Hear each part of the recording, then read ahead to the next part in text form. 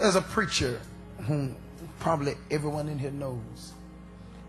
I had a vision about him last year. And in the vision, I saw him in his home. Remain standing, everyone that can. And in the vision, I saw him in his home. And in his home, I saw him smoking a cigarette. And I saw two homosexual guys on his right and on his left. And I left the vision. In the vision, I'm still in the vision, but I left the house and went to the service. He was preaching, and people was going crazy. I mean, like they was hanging all on the roof and ceiling and going crazy because he was preaching so wonderful.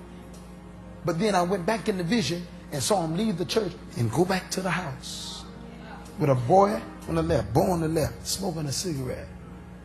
Came out the vision, said, Lord, what is this?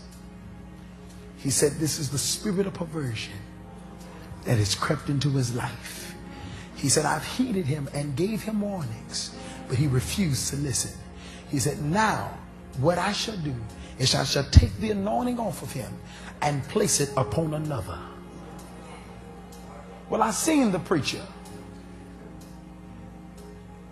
and he was preaching, and folk was still getting delivered. Now God told me he'd taken the anointing off of him, but I seen him preaching. Folk got delivered. I didn't understand that. And the Lord spoke to me. I was sitting in that room. Now I saw folk going crazy, but I'm sitting in the service and I'm crying. And I wasn't crying because I felt the presence of God. I was crying because the church is so deceived that we don't know the presence of God. I said, we're so deceived that we're shouting, we're screaming, and we don't know the difference between the genuine presence of God and gift. What? Huh? A lot of folk don't have presence, they just have gift. I have a gift. I can minister to you. I can call out your name. I'm seeing today. I can call out your name and address it, make you shout, make you give millions and billions and trillions of dollars. I know what to say. I know how much money is in your account. Do you know the same God that tell me your name and your addresses and your phone number will tell me whether you sitting on your money, tell me how much money you sitting on? Don't you know you can't hide that stuff from me? But I'm concerned about your inner man. See, until you get this inner man right, you can't get this flesh right. We have a good way of dressing up everything on the outside, but being evil on the inside. I see this preacher still operating, preaching, still called around the country, preaching, going crazy. The Lord spoke to me. He said, son, remember I told you, I'm the only boss that will fire you and let you keep working.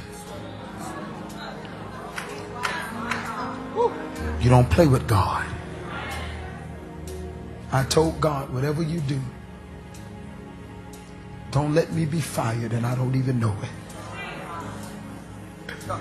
Pray every morning is, God, please don't let me just come to church and preach and I'm prophesying and folk being delivered and I die and go to hell. God, if there's anything in my life, get it out of me now.